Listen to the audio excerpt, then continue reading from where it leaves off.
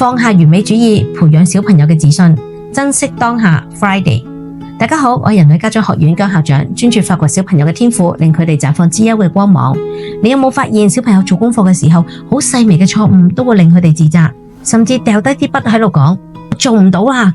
其實呢種對完美過度執着嘅心態，好容易令到佢對自己失去信心，覺得自己永遠都唔夠好㗎。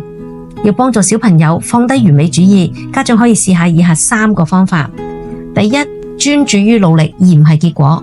當小朋友完成一件事嘅時候，讚賞佢嘅努力，例如你今日花咗好多嘅時間練習，真係好有恒心啊，而唔係單單讚佢幾叻。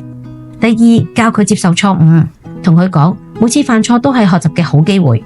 例如寫錯字，你可以話寫錯冇所謂，呢次改正，下次就記得啦。第三，分享自己嘅唔完美。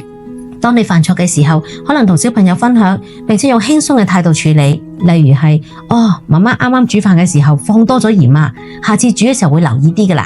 當小朋友明白唔完美係成長中必經嘅一部分，佢哋就會開始對自己多啲包容，慢慢建立起自信心，珍惜每一個小錯誤，因為背後藏住嘅係小朋友不斷進步嘅機會。如果你覺得今日嘅內容可以幫到朋友，記得將呢段內容轉發俾佢，相信佢一定會感激你。加入我哋嘅 WhatsApp 群組，有更多嘅豐富資源分享俾大家。